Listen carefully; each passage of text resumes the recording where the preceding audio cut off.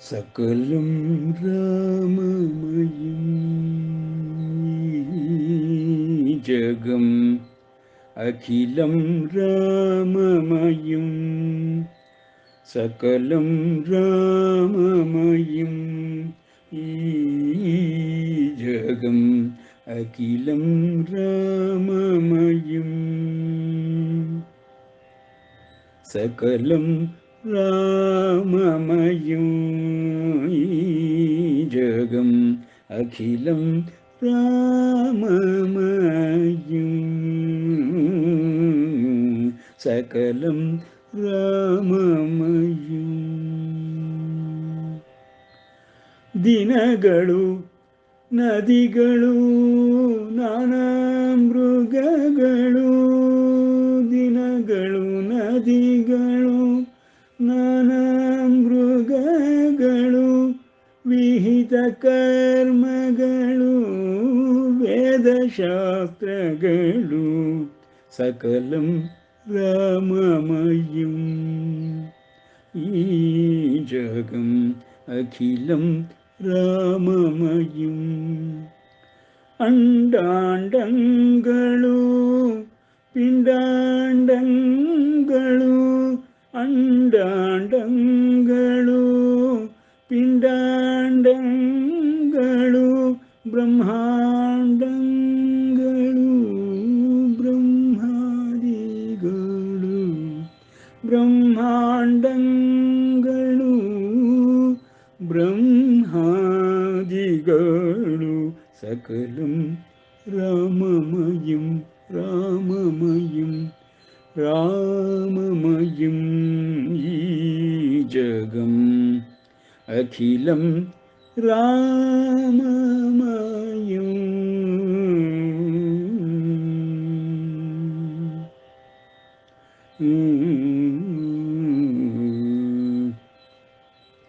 ಅಸ್ಥಿರದ ದೇಹವಿದು ನೆಚ್ಚಿನಿ ಕೆಟ್ಟಬೇಡ ಅಸ್ಥಿರದ ದೇಹವಿದು ನೆಚ್ಚಿನಿ ಕೆಟ್ಟಬೇಡ ಸ್ವಸ್ಥದಲ್ಲಿ ನೆನೆ ಕಂಡ್ಯ ಹರಿಪಾದವ ಸ್ವಸ್ಥದಲ್ಲಿ ನೆನೆ ಕಂಡ್ಯ ಹರಿಪಾದವ ಚಿತ್ತದೋಳು ಸೃಷ್ಟೀಶ ಪುರಂದರ ವಿಠಲರಾಯಣ ಸೃಷ್ಟೀಶ ಪುರಂದರ ವಿಠಲ ರಾಯಣ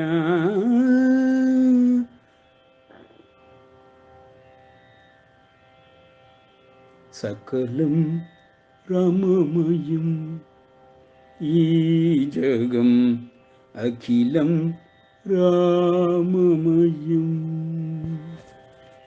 ಶುಕ್ಲಾಂಬರಧರಂ ವಿಷ್ಣುಂ ಶಶಿವರ್ಣಂ ಚತುರ್ಭುಜಂ ಪ್ರಸನ್ನವದನಂ ಧ್ಯಾಯೇತ್ ಸರ್ವವಿಘ್ನೋಪಶಾಂತಯೇ ಅಗಜಾನನ ಪದ್ಮಾರ್ಕಂ ಗಜಾನನಮಹರ್ನಿಶಂ ಅನೇಕದಂತಂ ಭಕ್ತಾನಾಂ ಏಕದಂತಮುಪಾಸ್ಮಹೇ ಅಂಬ ತ್ವಾಮನುಸಂದದಾಮಿ ಭಗವದ್ಗೀತೆ ಭವದ್ವೇಷಿಣೀಂ ನ ಚ ತಸ್ಮಾನ್ಮನುಷ್ಯೇಷು ಕಶ್ಚಿನ್ಮೇ ಪ್ರಿಯಕೃತ್ತಮಃ ಭವಿತಾ ನ ಚ ಮೇ ತಸ್ಮಾತ್ ಅನ್ಯಃ ಪ್ರಿಯತರೋ ಭುವಿ ಯ ಇಮಂ ಪರಮಂ ಗುಹ್ಯಂ ಮದ್ಭಕ್ತೇಷ್ವಭಿದಾಸ್ಯತಿ ಭಕ್ತಿಂ ಮಯಿ ಪರಾಂ ಕೃತ್ವಾ ಮಾಮೇ ವೈಷ್ಯತ್ಯ ಸಂಶಯಃ. ಇದುವರೆಗೆ ನಾವು ಭಗವದ್ಗೀತಾ ಜ್ಞಾನಾಭ್ಯಾಸದ 15ನೇ ಅಧ್ಯಾಯ ಪುರುಷೋತ್ತಮ ಯೋಗವನ್ನು ವ್ಯವಸ್ಥಾತ್ಮಕ ದೃಷ್ಟಿಯಿಂದ ಅರ್ಥ ಮಾಡಿಕೊಳ್ಳಲು ಸುಗ ಆದಿಯ 2ನೇ ಅಧ್ಯಾಯದಲ್ಲಿ 60 ಶ್ಲೋಕಗಳನ್ನು ನೋಡುತ್ತಲಿದ್ದೇವೆ. ಭಗವಂತನು ಸಂಪೂರ್ಣವಾದ ಬ್ರಹ್ಮವಿದ್ಯೆಯನ್ನು ಯೋಗಶಾಸ್ತ್ರವನ್ನು ಅರ್ಜುನನ ಯುದ್ಧಕರ್ಮ ಮಾಡಬೇಕೆಂಬ ಧರ್ಮದ ಚೌಕಟ್ಟಿನಲ್ಲಿ ಮಾಡಬೇಕೆಂಬ ಉತ್ತರವನ್ನು ಕೊಡುವುದಕ್ಕಾಗಿ ಪೀಠಿಗೆಯಾಗಿ ಬ್ರಹ್ಮವಿದ್ಯೆಯನ್ನು ಯೋಗಶಾಸ್ತ್ರವನ್ನು ಸಂಪೂರ್ಣವಾಗಿ ತಿಳಿಸಿಕೊಡುತ್ತಾ ಅದರ ಮಧ್ಯಭಾಗದಲ್ಲಿ ಕೇಂದ್ರ ಬಿಂದುವಾಗಿರುವಂತಹ ಅತ್ಯಂತ ಪ್ರಮುಖವಾಗಿರುವಂತಹ ಧರ್ಮ ಮತ್ತು ಧರ್ಮದ ಚೌಕಟ್ಟಿನಲ್ಲಿರುವ ವರ್ಣಾಶ್ರಮ ಧರ್ಮಕ್ಕೆ ಸ್ವಧರ್ಮವಾಗಿರುವಂತಹ ಯುದ್ಧ ಕರ್ಮವನ್ನು ಬೋಧಿಸುವುದಕ್ಕಾಗಿ ವ್ಯಕ್ತಿಯ ಪರಿಚಯವನ್ನು, ವ್ಯಕ್ತಿಯ ಅಂತರಂಗದ ರಚನೆಯನ್ನು, ಅಂತರಂಗದೊಳಗಿರುವಂತಹ ಉಪಕರಣಗಳ ರಚನೆಯನ್ನು ವ್ಯಷ್ಟಿ ರೂಪದಲ್ಲಿ ವರ್ಣಿಸುತ್ತಾ 60 ಶ್ಲೋಕಗಳನ್ನು ವಿವರಿಸಿದ್ದಾನೆ. 7ನೇ ಅಧ್ಯಾಯದಲ್ಲಿ ಸಮಷ್ಟಿ ರೂಪವಾಗಿರುವಂತಹ ವಿಶ್ವಾತ್ಮನ ವಿಶ್ವದೇಹಿಯ ಪರಿಚಯವನ್ನು, ಅದರ ರಚನೆಯನ್ನು, ಸಮಷ್ಟಿಯ ಸಕಲ ಆಗುಹೋಗುಗಳನ್ನು, ಸಮಷ್ಟಿಯ ಕಾರ್ಯಶೈಲಿಯನ್ನು 7ನೇ ಅಧ್ಯಾಯದಲ್ಲಿ ತಿಳಿಸುತ್ತಾ ವ್ಯಷ್ಟಿ ಹಾಗೂ ಸಮಷ್ಟಿಗಳ ಸಮನ್ವಯವನ್ನು, ಈ ವ್ಯವಸ್ಥೆ ಹೇಗೆ ನಡೆಸಿಕೊಂಡು ಬಂದಿದೆ, ಯುಗಗಳು ಹೇಗೆ ಉಂಟಾಗಿವೆ, ದೇಶಕಾಲಗಳ ಪರಿಧಿಯೊಳಗೆ ಕಾಲವೆಂಬುದನ್ನು ಯುಗಗಳಾಗಿ ಪರಿವರ್ತಿಸಿ ಸತ್ಯಯುಗ ಅಥವಾ ಕೃತಯುಗ, ನಂತರದ ತ್ರೇತಾಯುಗ, ನಂತರದ ದ್ವಾಪರಯುಗ, ಈಗ ಕೊನೆಯ ಕಲಿಯುಗದಲ್ಲಿ 5100 ವರ್ಷಗಳನ್ನು ಕಳೆದಿರುವಂತಹ ಈ ಒಂದು ಕಾಲಘಟ್ಟದಲ್ಲಿ ನಾವು ದ್ವಾಪರ ಯುಗದಲ್ಲಿ ಮಹಾಭಾರತದ ಕುರುಕ್ಷೇತ್ರದಲ್ಲಿ ಧರ್ಮಕ್ಷೇತ್ರವನ್ನಾಗಿ ಮಾಡುವುದಕ್ಕಾಗಿ ಪರಮಾತ್ಮನು ಧರ್ಮದ ವ್ಯಾಖ್ಯೆಯನ್ನು ರಣರಂಗದಲ್ಲಿ ಅರ್ಜುನನಿಗೆ ಕೊಡುತ್ತಾ ಭಗವದ್ವಾಣಿಯನ್ನು ಆರಂಭಿಸಿದನು.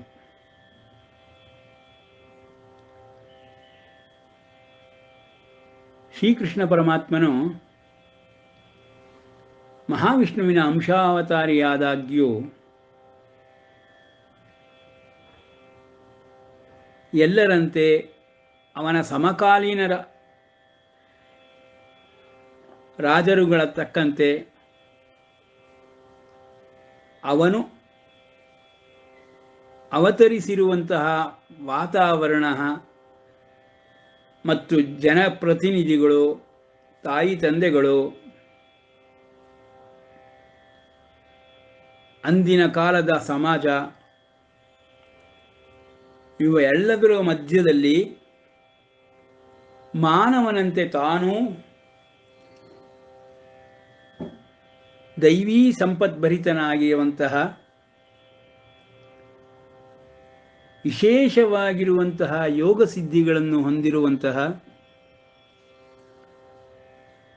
ಮಹಾವಿಷ್ಣುವಿನ ಅವತಾರಿಯಾಗಿ ಸಾಮಾನ್ಯ ಮನುಷ್ಯನಂತೆಯೇ ನಡೆದುಕೊಂಡು ಪಾಂಡವರ ಕೌರವರ ಕುಲದೊಳಗೆ ವಂಶದೊಳಗೆ ಬಂದಿರುವ ಭಿನ್ನ ಅಭಿಪ್ರಾಯದ ಕಾರಣದಿಂದ ದುಷ್ಟರು ಮತ್ತು ಶಿಷ್ಟ ಜನರನ್ನು ಬೇರೆ ಮಾಡಿ ಶಿಷ್ಟ ಜನರಿಗೆ ಧರ್ಮವು ಯಾವಾಗಲೂ ಸಹಾಯಕವಾಗಿರುತ್ತದೆ, ಧರ್ಮವೆಲ್ಲಿ ಇರುತ್ತದೆಯೋ ಅಲ್ಲಿ ದೈವದ ಸಹಾಯವು ನಿರಂತರವಾಗಿರುತ್ತದೆ ಎಂಬುದನ್ನು ಸಾಬೀತುಪಡಿಸಲೋಸುಗ ಶ್ರೀಕೃಷ್ಣನು ಕೌರವರು ಪಾಂಡವರ ಮಧ್ಯದಲ್ಲಿ ಉಂಟಾದ ಯುದ್ಧದ ಸಂದರ್ಭದಲ್ಲಿ ತನ್ನನ್ನು ಒಂದು ಕಡೆ ಮತ್ತು ತನ್ನ ಯಾದವ ಸೈನ್ಯವನ್ನೆಲ್ಲವನ್ನೂ ಇನ್ನೊಂದು ಕಡೆ ಇಟ್ಟು ಕೌರವಾದಿ ದುರ್ಯೋಧನನಿಗೂ ಪಾಂಡವಾದಿ ಅರ್ಜುನನಿಗೂ ಆರಿಸಿಕೊಳ್ಳಬೇಕೆಂಬ ಒಂದು ನಿಯಮವನ್ನು, ಷರತ್ತನ್ನು ಒಡ್ಡಿ ಅದರಲ್ಲಿ ದುರ್ಯೋಧನನ ತನ್ನ ಆಲೋಚನೆಗೆ ತಕ್ಕಂತೆ ಮೊದಲು ಅರ್ಜುನನಿಗಿಂತ ಪೂರ್ವಭಾವಿಯಾಗಿಯೇ ಕೃಷ್ಣನನ್ನು ಇಟ್ಟುಕೊಂಡು ನಾವು ಮಾಡಬೇಕಾದ್ದೇನಿದೆ? ಅವನೊಬ್ಬ ಸಾಮಾನ್ಯ ಗೊಲ್ಲರವನು. ಅವನಿಂದ ನನಗೆ, ನನ್ನ ಸೈನ್ಯಕ್ಕೆ, ನಾವು ಮಾಡುವ ಯುದ್ಧಕ್ಕೆ ಯಾವ ಪ್ರಯೋಜನವೂ ಆಗುವುದಿಲ್ಲವೆಂಬ ಮನೋಸ್ಥಿತಿಯ ಕಾರಣದಿಂದ ದುರ್ಯೋಧನನು ಯಾದವ ಸೈನ್ಯವನ್ನೇ ಆರಿಸಿಕೊಂಡು ಬಿಡುತ್ತಾನೆ. ಯಾದವ ಸೈನ್ಯದಲ್ಲಿ ಅವನಿಗೆ ಅತ್ಯಂತ ಪ್ರಿಯರಾದ ಬಲರಾಮರೂ ಇರುತ್ತಾರೆಂಬ ಇನ್ನೊಂದು ಕಾರಣವೂ ಸೇರಿರುತ್ತದೆ. ಉಳಿದ ಕೇವಲ ವ್ಯಕ್ತಿ ರೂಪದಲ್ಲಿ ಕಾಣಿಸುತ್ತಿರುವಂತಹ ಮಾನವ ಸಹಜ ಸದೃಶ ರೂಪವನ್ನು ಹೊಂದಿರುವಂತಹ ಶ್ರೀಕೃಷ್ಣನು ಪಾಂಡವಾದಿಗಳಿಗೆ ಸೈನ್ಯಕ್ಕೆ ಸಹಾಯ ಮಾಡುವವನಂತೆ ಒಂದು ಭಾಗದಲ್ಲಿ ಅರ್ಜುನನಿಂದ ಆರಿಸಿಕೊಳ್ಳಬೇಕಾಗುತ್ತದೆ. ಆದರೆ ಅರ್ಜುನನ ಯೋಚನಾ ಲಹರಿಯ ತಕ್ಕಂತೆ ದುರ್ಯೋಧನಿಗೆ ಮೊದಲ ಆದ್ಯತೆಯನ್ನು ಕೊಟ್ಟ ಕೃಷ್ಣನನ್ನು ನೋಡಿ, ಎಲ್ಲಿ ದುರ್ಯೋಧನನು ಕೃಷ್ಣನನ್ನು ತೆಗೆದುಕೊಂಡು ಬಿಡುತ್ತಾನೋ ಎಂಬ ಉದ್ವಿಗ್ನ ಮನದಿಂದ ಕೃಷ್ಣನು ನಮಗೆ ಸಿಕ್ಕರೆ ಸಾಕು ಎಂಬ ಹಂಬಲವನ್ನು ಅಧಿಕವಾಗಿಸಿಕೊಳ್ಳುತ್ತಾ ದುರ್ಯೋಧನನ ನಿರ್ಣಯವನ್ನೇ ಕಾಯುತ್ತಾ, ದುರ್ಯೋಧನನು ಸೈನ್ಯವನ್ನು ಆರಿಸಿಕೊಂಡಿದ್ದರಿಂದ ನನಗೆ ತುಂಬ ಒಳ್ಳೆಯದೇ ಆಯಿತು, ನಮಗೆ ಶ್ರೀಕೃಷ್ಣನು ದೊರಕಿದನು ಎಂಬ ಸಂತೋಷಾತಿಶಯದಿಂದ, ಅದನ್ನು ನಮ್ಮ ಕನ್ನಡದ ಗಾದೆಯೊಳಗೆ ಹೇಳ್ತಾರೆ, ರೊಟ್ಟಿ ಜಾರಿ ತುಪ್ಪಕ್ಕೆ ಬಿತ್ತು ಅಂತ. ರೊಟ್ಟಿನ ಬಯಸಿದ, ಆದರೆ ಆ ರೊಟ್ಟಿ ತುಪ್ಪದ ಪಾತ್ರೆಯೊಳಗೆ ಬಿದ್ದು ಬಿಡ್ತು.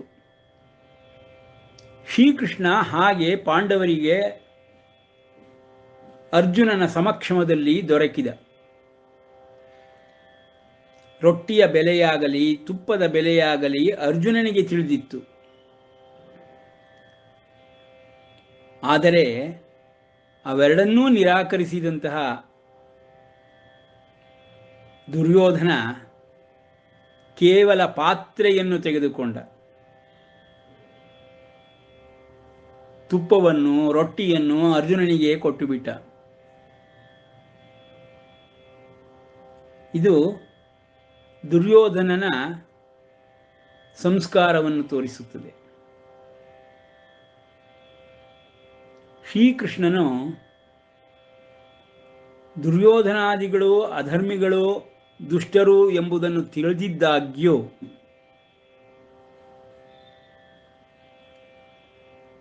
ಆರಿಸಿಕೊಳ್ಳುವ ವಿಷಯದಲ್ಲಿ ದುರ್ಯೋಧನಿಗೆ ಮೊದಲ ಆದ್ಯತೆಯನ್ನು ಯಾಕೆ ಕೊಡುತ್ತಾನೆ ಎಂಬುದು ಚರ್ಚೆಯ ವಿಷಯ. ಅದು ಮಾನವ ಬುದ್ಧಿಗೆ ಸಹಜವಾಗಿ ಎಲ್ಲ ವಿಷಯಗಳನ್ನು ಚರ್ಚೆ ಮಾಡಿಯೇ ತಿಳಿದುಕೊಳ್ಳಬೇಕೆಂಬ ಒಂದು ಕೆಟ್ಟ ಪದ್ಧತಿ ಕಲಿದೋಷದಿಂದ ಉಂಟಾಗಿರುವುದರಿಂದ ಯಾವುದನ್ನು ನೇರವಾಗಿ ಒಪ್ಪಿಕೊಳ್ಳಲು, ಅರ್ಥ ಮಾಡಿಕೊಳ್ಳಲು ಸಂಸ್ಕಾರಾದಿಗಳು ಒಡಮಾಡಿಕೊಡುವುದಿಲ್ಲ. ಇದನ್ನು ನಾವು ಸ್ಪಷ್ಟವಾಗಿ ಕಾಣಬಹುದು. ಪುರುಷೋತ್ತಮನನ್ನು ಪಡೆದುಕೊಂಡಂತಹ ಅರ್ಜುನನು ಕೇವಲ ಕೃಷ್ಣನನ್ನು ವ್ಯಕ್ತಿಯನ್ನಾಗಿ ನೋಡಿದವನು, ತನಗೆ ತಕ್ಕಂತೆ ಸಾರಥಿಯಾಗಿ ಕೆಲಸ ಮಾಡುವವನು ಎಂಬುದಷ್ಟಾಗಿಯೇ ಯೋಚಿಸುತ್ತಿರುತ್ತಾನೆ. ಈ ಯೋಚನೆಯಲ್ಲಿಯೇ ಯುದ್ಧರಂಗದಲ್ಲಿ ಸೇರಿದ ಆ ಕ್ಷಣದಲ್ಲಿ ಅರ್ಜುನನಿಗೆ ಮನೋದೌರ್ಬಲ್ಯ ಉಂಟಾಗಿ ಹೋಗಿಬಿಡುತ್ತದೆ. ಅರ್ಜುನನಿಗೆ ಉಂಟಾದ ಮನೋದೌರ್ಬಲ್ಯ ಕೃಷ್ಣನಲ್ಲಿ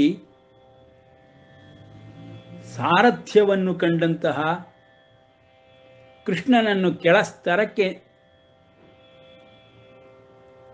ಇಳಿಸಿದಂತಹ ಪಾಪಪ್ರಜ್ಞೆಯೇ ಮನೋದೌರ್ಬಲ್ಯಕ್ಕೆ ಕಾರಣವಾಗಿ ಬಿಡುತ್ತದೆ. ಶ್ರೀಕೃಷ್ಣನು ಮಹಾಮಹಿಮಾನ್ವಿತನು, ಅವತಾರಿ ಪುರುಷನು, ದೈವಾಂಶ ಗುಣಗಳ ಸಂಪನ್ಭರಿತನು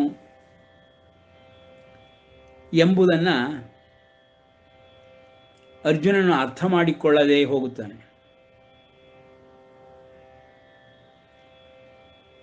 ಅರ್ಥ ಮಾಡಿಕೊಳ್ಳದಿದ್ದರೂ ಅರ್ಜುನನನ್ನು ಸಾರಥಿಯನ್ನಾಗಿ ಸ್ವೀಕರಿಸಲು ಅವನ ಅಹಂಕಾರವೇ ಕಾರಣವಾಗಿ ಹೋಗಿಬಿಡುತ್ತದೆ.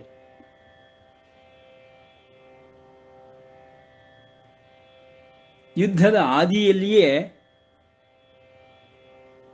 ಮನಸ್ಸೆಂಬುದು ಹೇಗೆ ಕೆಲಸ ಮಾಡುತ್ತದೆ ಎಂಬುದಕ್ಕೆ ಅರ್ಜುನನ ಮನಸ್ಸೇ ಸಾಕ್ಷಿ. ದೇವದೇವನಾದ ಶ್ರೀಕೃಷ್ಣನು ಇಲ್ಲಿಯೂ ವ್ಯಷ್ಟಿ ರೂಪದಲ್ಲಿ ಅಂತರಂಗದ ರಚನೆಗಳನ್ನು ತಿಳಿಸುತ್ತಾ ಈ ವ್ಯವಸ್ಥೆಯನ್ನು ವ್ಯಷ್ಟಿ ರೂಪದಲ್ಲಾಗಲಿ ಸಮಷ್ಟಿ ರೂಪದಲ್ಲಾಗಲಿ ತಾನೇ ನಿರ್ಮಿಸಿರುವವನೆಂದು, ತನಗೇ ಎಲ್ಲವೂ ತಿಳಿದಿದೆ ಎಂದು ಇದುವರೆಗೆ ಅರ್ಜುನನಿಗೆ ವೇದ್ಯವೇ ಆಗಿಲ್ಲ, ತಿಳಿದೇ ಬಂದಿಲ್ಲ. ಅಂತಹ ಅಜ್ಞಾನದ ಸ್ಥಿತಿಯಲ್ಲೇ ಅರ್ಜುನನು ನಿಂತಿದ್ದಾನೆ. ಆದರೆ ಯುದ್ಧಗಳಲ್ಲಿ, ಹಲವಾರು ಯುದ್ಧಗಳಲ್ಲಿ ಜಯವನ್ನು ಸಾಧಿಸಿ ಅವನ ಸಮಕಾಲೀನ ರಾಜರುಗಳೆಲ್ಲರನ್ನೂ ಸೋಲಿಸಿ ತಪಸ್ಸನ್ನು ಮಾಡಿ ಪರಮೇಶ್ವರನನ್ನೇ ಒಲಿಸಿಕೊಂಡು ಪಾಶುಪತಾಸ್ತ್ರವನ್ನು ಪಡೆದುಕೊಂಡು ತಾನು ಇಂದ್ರಾಂಶ ಸಂಭೂತನೆಂಬ ಅಹಂಕಾರದಿಂದ ವರ್ತಿಸುತ್ತಿರುತ್ತಾನೆ. ಆ ಅಹಂಕಾರವೇ ಶ್ರೀಕೃಷ್ಣನನ್ನು ಅರ್ಥ ಮಾಡಿಕೊಳ್ಳದೆ ಹೋಗಲು ಮುಖ್ಯ ಕಾರಣವಾಗಿ ಬಿಡುತ್ತದೆ. ಅಂತಹ ಅರ್ಜುನನಿಗೆ ಮನೋದೌರ್ಬಲ್ಯ ಉಂಟಾದ ಒಡನೆಯೇ ಶ್ರೀಕೃಷ್ಣನಿಗೆ ಹೇಳಿಕೊಳ್ಳದೆ, ಕೃಷ್ಣ, ನನ್ನನ್ನು 2 ಸೇನೆಗಳ ಮಧ್ಯದಲ್ಲಿ ನಿಲ್ಲಿಸು, ನಾನು ಎಲ್ಲರನ್ನು ನೋಡಬೇಕು ಎಂಬುದಾಗಿ ಆದೇಶವನ್ನು ಕೊಡುತ್ತಾನೆ. ಅಲ್ಲಿಯೇ ಅರ್ಜುನನ ಮನೋಭಾವ, ಮನಸ್ಥಿತಿ ಎಲ್ಲವೂ ತಿಳಿದು ಬರುತ್ತದೆ. ಆನಂತರದಲ್ಲಿ ಕೃಷ್ಣನು ರಥವನ್ನು ಒಂದು ಮಾತನಾಡದೆ ಹೋಗಿ ನಿಲ್ಲಿಸಿದ ಮೇಲೆ ಇವರುಗಳನ್ನೆಲ್ಲರನ್ನು, ಪೂಜ್ಯರನ್ನು, ಗುರು ಹಿರಿಯರನ್ನು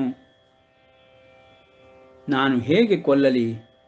ನನಗೆ ರಾಜ್ಯವೂ ಬೇಡ, ಯುದ್ಧವೂ ಬೇಡ, ಗೆಲುವೂ ಬೇಡ, ಭಿಕ್ಷೆ ಬೇಡಿಕೊಂಡು ನಾನು ಜೀವನವನ್ನು ನಡೆಸಿಬಿಡುತ್ತೇನೆ. ನನ್ನ ಈ ಕ್ಷತ್ರಿಯ ಜನ್ಮ ಎಲ್ಲವೂ ಇಂದಿಗೆ ನಿಂತು ಹೋಯಿತು. ಎಲ್ಲವನ್ನು, ಕ್ಷಾತ್ರ ಗುಣಗಳನ್ನೆಲ್ಲವನ್ನು ತ್ಯಜಿಸಿ ಹೇಡಿಯಂತೆ ಮಾತನಾಡಲಾರಂಭಿಸುತ್ತಾನೆ. ಅರ್ಜುನನ ಸ್ಥಿತಿಯನ್ನು ನೋಡಿಕೊಳ್ಳಿ. ಶ್ರೀಕೃಷ್ಣನು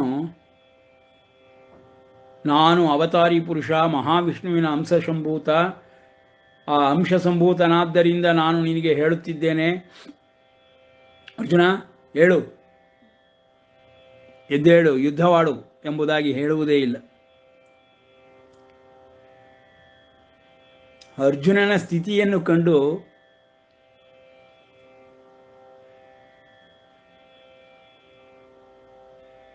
ಪ್ರಹಸನ್ನಿವ, ಅಂದರೆ ಏನಪ್ಪ ನೀನಿಂಥ ವೀರ ಧೀರ ಆಗಿದ್ದು, ಮೂರು ಲೋಕದ ಗಂಡ ಎನಿಸಿಕೊಂಡಿದ್ದು, ಎಲ್ಲ ಯುದ್ಧಗಳಲ್ಲೂ ವಿಜಯವನ್ನು ಸಾಧಿಸಿದ್ದು, ಸವ್ಯಸಾಚಿ ಎಂದು ಎರಡು ಕೈಯುಗಳಲ್ಲೂ ಬಾಣಪ್ರಯೋಗವನ್ನು ಮಾಡುವಂತಹ ಮಹಾಯುದ್ಧ ಕಲೆಯನ್ನು, ಅಧಿರಥ ಮಹಾರಥರನ್ನು ಸೋಲಿಸುವಂತಹ ವೀರ ಧೀರ ಶೂರನಾಗಿದ್ದು, ಹೇಡಿಯಂತೆ, ನೋಡಿ ಹೇಡಿ ಎಂದು ಹೇಳಲಿಲ್ಲ, ನೇರವಾಗಿ ಹೇಡಿಯಂತೆ ಎಂದು ಹೇಳುತ್ತಾನೆ ಪರಮಾತ್ಮನು. ಏಕೆ ವರ್ತಿಸುತ್ತಿದ್ದೀಯೇ? ಇದು ನಿನಗೆ ತರವಲ್ಲ. ಈ ರೀತಿಯ ನಿರ್ಣಯವನ್ನು ನೀನು ತೆಗೆದುಕೊಳ್ಳುವುದು ಈ ವಿಷಮ ಸ್ಥಿತಿಯಲ್ಲಿ ಸರಿಯಲ್ಲ ಎಂಬುದಾಗಿ ಮಾನವ ಸಹಜವಾದ ವಾದವನ್ನೇ ಇಡುತ್ತಾ ಅರ್ಜುನನನ್ನು ನೀನು ಮಾಡುತ್ತಿರುವುದು ತಪ್ಪು, ಈ ರೀತಿ ಮಾಡಬೇಡ, ನಿನ್ನಿಂದ ಇದು ಆಗಕೂಡದು ಎಂಬುದಾಗಷ್ಟೇ ತಿಳಿಸುತ್ತಾನೆ. ಆದರೆ ಒಡನೆಯೇ ಗ್ರಹಿಸಿದ ಸ್ಥಿತಿಯನ್ನು ಅರ್ಜುನನು ತಾನು ಕೊಟ್ಟ ಎಲ್ಲ ಕಾರಣಗಳು ಯುದ್ಧವನ್ನು ತ್ಯಜಿಸುವುದಕ್ಕೆ ಸರಿಯಾದ ಕಾರಣವಾಗಲಿಲ್ಲ. ಶ್ರೀಕೃಷ್ಣನು ಎಲ್ಲವನ್ನೂ ಒಂದೇ ಮಾತಿನಲ್ಲಿ ತಳ್ಳಿ ಹಾಕಿಬಿಟ್ಟಿದ್ದಾನೆ. ನಾನು ಯುದ್ಧವಾಡಲೇಬೇಕಾದ ಅನಿವಾರ್ಯ ಸ್ಥಿತಿ ಬಂದುಬಿಟ್ಟಿದೆ. ಈ ಮಧ್ಯೆ ಮೋಹಭಾವದಿಂದ ಮನಸ್ಸು ವಿಚಲಿತವಾಗಿ ಗುರು ಹಿರಿಯರನ್ನು ಪೂಜ್ಯರನ್ನು ಕೊಲ್ಲಲಾರದ ಸ್ಥಿತಿಯಲ್ಲಿ ನಿಂತಿದ್ದೇನೆ. ಇದನ್ನು ಕೃಷ್ಣನು ಅರ್ಥ ಮಾಡಿಕೊಳ್ಳುತ್ತಲೇ ಇಲ್ಲ. ನಾನು ಹೇಳಿದ ಧರ್ಮವ್ಯಾಖ್ಯೆಯು ಸರಿಯಾದುದೇ ಅಲ್ಲವೆಂದು ಹೇಳಿಬಿಟ್ಟಿದ್ದಾನೆ. ಈ ಕಾರಣದಿಂದ ನಾನು ಕೃಷ್ಣನನ್ನು ನನಗಿಂತ ಧರ್ಮದ ವಿಷಯದಲ್ಲಿ ಜಾಸ್ತಿ ತಿಳಿದುಕೊಂಡಿದ್ದಾನೆಂಬ ಕಾರಣವನ್ನು ಹೇಳಿ ಗುರುವನ್ನಾಗಿ ಸ್ವೀಕರಿಸಿದರೆ ಗುರುವಿಗೆ ಇರುವಂತಹ ಸಹಜ ಕಾರುಣ್ಯ ಭಾವದಿಂದ ಅರ್ಜುನನಿಗೆ ಲೌಕಿಕ ವಿದ್ಯೆಗಳಲ್ಲಿ ಅದುವರೆಗೆ ದ್ರೋಣಾದಿಗಳೆಂಬ ಗುರುಗಳ ಬಗ್ಗೆ ಇರುವ ಜ್ಞಾನವು ಕಾರ್ಯನಿರ್ವಹಿಸುತ್ತದೆ. ಆದುದರಿಂದ ಧರ್ಮವ್ಯಾಖ್ಯೆಯನ್ನು ತಿಳಿದುಕೊಳ್ಳಲು ಕೃಷ್ಣನನ್ನು ಆರಿಸಿಕೊಂಡು ಗುರುವನ್ನಾಗಿ ಬೇಡಿಕೊಳ್ಳುತ್ತಾನೆ. ಯುದ್ಧರಂಗದಲ್ಲಿ ಧರ್ಮವ್ಯಾಖ್ಯೆಯನ್ನು ಕೊಡಬೇಕೆಂಬುದಾಗಿ ಕೇಳಿಕೊಳ್ಳುತ್ತಾನೆ. ಹೇಗೆ ಯುದ್ಧರಂಗದಲ್ಲಿರುವಂತಹ ಸ್ಥಿತಿಯು ವಿಷಮ ಸ್ಥಿತಿಯಾಗಿ ಆನಂತರದಲ್ಲಿ ಭಗವಂತನ ಸಂಕಲ್ಪದಂತೆಯೇ ಶ್ರೀಕೃಷ್ಣನು ಗುರುವಾಗಿ ಅರ್ಜುನನನ್ನು ಶಿಷ್ಯನನ್ನಾಗಿ ಸ್ವೀಕರಿಸಬೇಕಾಗುತ್ತದೆ. ಅಲ್ಲಿಯವರೆಗೂ ಅರ್ಜುನನು ರಥಿಕನಾಗಿ ಯುದ್ಧೋತ್ಸಾಹದಿಂದ ಕೃಷ್ಣನನ್ನು ಸಾರಥಿಯನ್ನಾಗಿ ಕಂಡನು. ಈಗ ಸಾರಥಿಯಾಗಿದ್ದ ಕೃಷ್ಣ ಅರ್ಜುನನ ಭಾವದಲ್ಲಿ ಗುರುವಿನ ಸ್ಥಾನವನ್ನು ಪಡೆದುಕೊಂಡು ಬಿಟ್ಟನು. ಇಬ್ಬರೂ ಯೋಧರು, ಯುದ್ಧ ಮಾಡುವವರು, ರಾಜರು, ಸಮಕಾಲೀನರು ಇವೆಲ್ಲವೂ ಹಿಂಬದಿಗೆ ಸರಿದು ಹೋಯಿತು. ಆ ಒಂದು ಕ್ಷಣದಲ್ಲಿ ಉಂಟಾದ ಮನೋದೌರ್ಬಲ್ಯ ಅರ್ಜುನನು ತಪತಪಿಸುವಂತೆ ಕೃಷ್ಣನನ್ನು ಆಶ್ರಯವನ್ನಾಗಿ ಸ್ವೀಕರಿಸಿ ಧರ್ಮವ್ಯಾಖ್ಯೆಯನ್ನು ಬೇಡಿಕೊಳ್ಳುತ್ತಾನೆ. ದೈವ ಸಂಕಲ್ಪ ಈ ರೀತಿ ಕೆಲಸ ಮಾಡುತ್ತಿರುತ್ತದೆ. ದೈವಾಂಶ ಸಂಭೂತರಾಗಿರುವಂತಹ ಅರ್ಜುನಾದಿ ಪಾಂಡವರುಗಳ ಎಲ್ಲರಿಗೂ ಇಂತಹ ಒಂದು ವಿಷಮ ಸ್ಥಿತಿಗಳು ಪದೇ ಪದೇ ಬರುತ್ತಲಿದ್ದಾಗ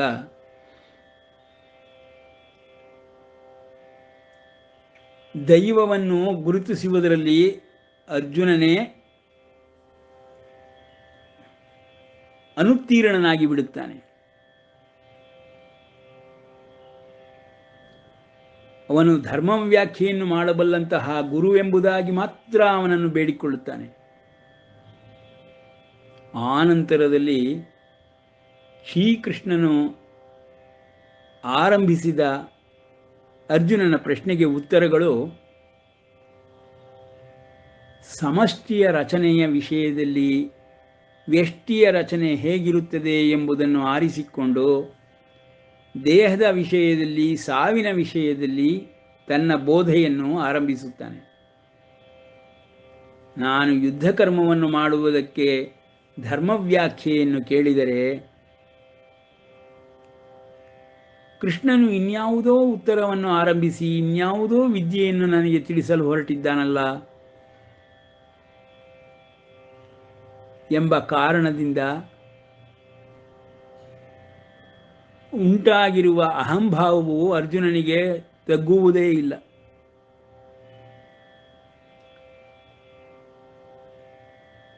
ಕೃಷ್ಣನನ್ನು ಗುರುವನ್ನಾಗಿ ಸ್ವೀಕರಿಸಿದರೂ ಕೇವಲ ಧರ್ಮವ್ಯಾಖ್ಯೆಗಾಗಿ ಮಾತ್ರ ಸ್ವೀಕರಿಸಿದ ಅರ್ಜುನನು 11ನೇ ಅಧ್ಯಾಯದಲ್ಲಿ ಶ್ರೀಕೃಷ್ಣನು ವಿಶ್ವರೂಪ ದರ್ಶನವನ್ನು ಯೋಗ ಸಿದ್ಧಿಗಳಿಂದ ತೋರಿಸಿದಾಗ ಅವನು ಯಾರೆಂಬುದನ್ನು ಅರ್ಥ ಮಾಡಿಕೊಳ್ಳುತ್ತಾನೆ.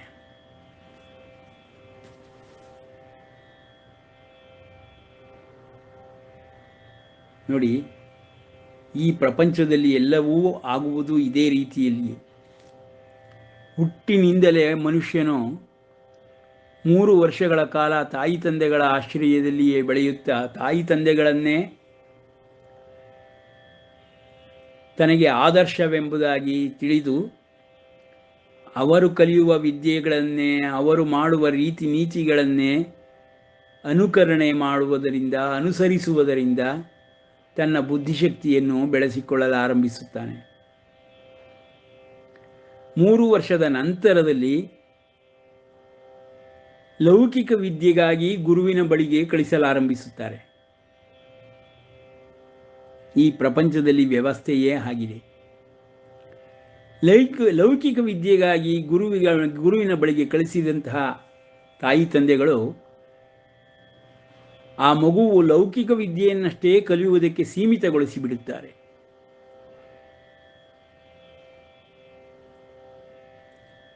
ಅಲೌಕಿಕದ ವಿಷಯವಾಗಿ ತಾಯಿ ತಂದೆಗಳೇ ಏನನ್ನೂ ತಿಳಿದುಕೊಳ್ಳದೇ ಇರುವ ಕಾರಣದಿಂದ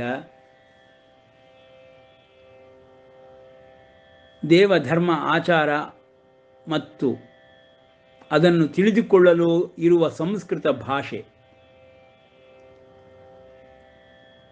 ಅಲ್ಲಿಯ ದ್ವಾರದಲ್ಲಿಯೇ ಎಲ್ಲವೂ ನಿಂತು ಹೋಗಿಬಿಡುತ್ತದೆ, ಮುಚ್ಚಲ್ಪಡುತ್ತದೆ. ಅಲೌಕಿಕ ವಿದ್ಯೆಯ ದ್ವಾರವೇ ಮುಚ್ಚಲ್ಪಡುತ್ತದೆ. ಆದ್ದರಿಂದ ಲೌಕಿಕ ವಿದ್ಯೆಯೇ ಸರ್ವಶ್ರೇಷ್ಠವಾಗಿ ಕಾಣಿಸುತ್ತದೆ. ಸಂಸ್ಕೃತ ಭಾಷೆಯು ನಿಕೃಷ್ಟವಾಗಿ ಕಾಣಿಸುತ್ತದೆ. ಹೀಗೆ ಲೌಕಿಕ ವಿದ್ಯೆಗೆ ಗುರುವನ್ನು ಹುಡುಕಿಕೊಂಡ ನಂತರದಲ್ಲಿ ಪ್ರತಿ ಜೀವಿಯು 3 ವರ್ಷದಿಂದಲೇ ತನ್ನ ಬುದ್ಧಿಯನ್ನು ಬೆಳೆಸಿಕೊಳ್ಳಲಾರಂಭಿಸಿ ಶ್ರೀಕೃಷ್ಣನು ಈಗ 4-6 ಶ್ಲೋಕಗಳಲ್ಲಿ ತಿಳಿಸಿದಂತೆ ಎಂತಹ ಬುದ್ಧಿವಂತನ ಮನಸ್ಸನ್ನು ಈ ವಿಷಯಗಳು ಇಂದ್ರಿಯಗಳು ಸೆಳೆದುಕೊಂಡು ಹೋಗಿಬಿಡುತ್ತದೆ. ಈ ಲೋಕದ ಕಡೆಗೆ ಎಲ್ಲವನ್ನು ಸೆಳೆಯುತ್ತದೆ. ಆ ಕಾರಣದಿಂದ ಬುದ್ಧಿಯೋಗವು ಅಂತರಂಗದ ಕಡೆಗೆ ತಿರುಗುವುದೇ ಇಲ್ಲ. ಬಾಹ್ಯ ಪ್ರಪಂಚದ ಕಡೆಗೆಯೇ ಲೌಕಿಕ ವಿಷಯಗಳ ಕಡೆಗೆಯೇ ಸದಾಕಾಲವೂ ಬುದ್ಧಿಯೋಗವು ಉಂಟಾಗಿರುತ್ತದೆ ಎಂಬುದಾಗಿ ತಿಳಿಸುತ್ತಾನೆ. ಇಂದ್ರಿಯಾಣಿ ಪ್ರಮಾಥೀನಿ ಹರಂತಿ ಪ್ರಸಭಂ ಮನಃ.